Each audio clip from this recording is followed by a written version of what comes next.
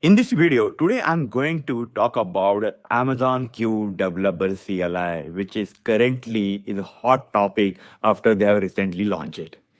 Yes, I'm also one of them who's had tried and made my hand dirty on that. Before that, let me tell you a story how I came across with this one. In general, AWS releases any update, I generally don't jump on directly to try it out with.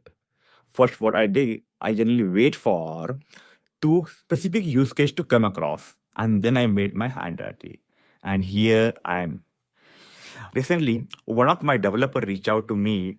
He was doing some ML algorithm testing, and he pushed the code to the EC2 server, and he broke the developer account, and which impacted a developer productivity. Then we decided to okay, let me do a cloning of the existing EC2 server, and then you can do a trial there. So my plan was to do first, like do from the AWS console, like first create my image from the existing machine, and then the launch the EC2 instance from the AMI. Then attach the security group and the same IAM row is required so that it can have a clone of that one. But then I strike out. I found out, okay, Amazon Q developer CLI can do something magic. And I have decided to use the Amazon Q developer CLI here to do that manual task which I'm going to do from the AWS console to the terminal. So let's see how exactly it happened, the magic. So what I did, I just tried to install by using the brew command first. You can see here the one. Let me just go to here, and you can see there. So I've tried by using the one, and but when I check out the Q version, it was not working out. So then I got to know that it is not actually the CLI one; it is a desktop app. So this will look like a desktop app like this. Once you install the desktop app, you can see that you can set configure some view settings like a private settings like, and then you can select which terminal you are going to use it. So like example terminal this one or I terminal user VS Code terminal. I'm going to use the normal default my Mac OS terminal. So let I enable this one. You can see that it already enabled one, and then I went to the terminal and check out that okay this is working or not. So when I put Q, it is clear just showing the working well, and then I started working on the what can be done. So I started with the Q chat options. You can see that. So here I have given the chat and then I given away prompt to create a new EC2 instance from the existing one name called dev underscore flask underscore API, which is my EC2 server name.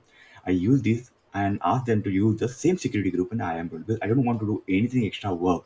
So that Amazon Q developer CLI can take care of everything, which can avoid my manual tasks. And that you can see that it started helping the creating the EC2 instances. Initially it got timeout. Make sure that you have installed the AWS CLI credential, which is the secret key and access key, which has the right access to create your EC2 instance.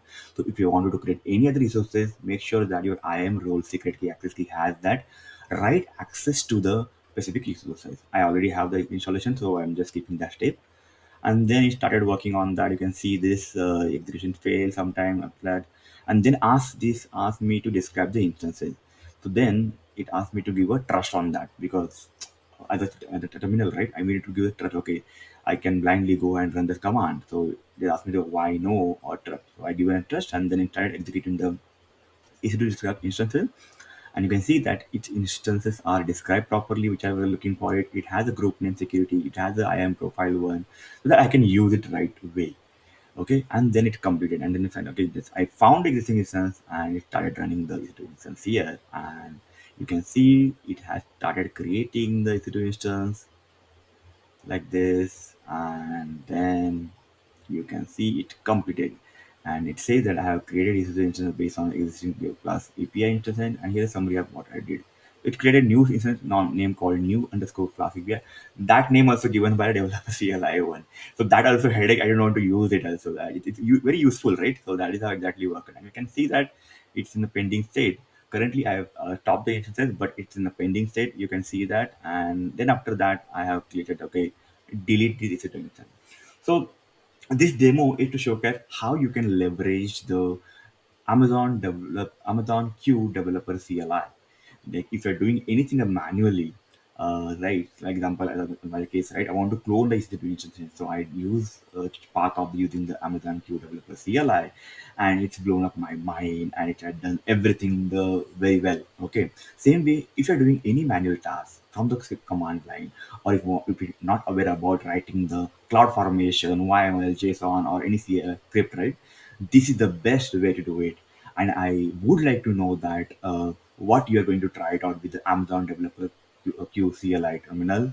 And so you can put into a comment. I would like to understand, like, and we can ready to help you. Right? So don't forget to subscribe my channel. Thank you.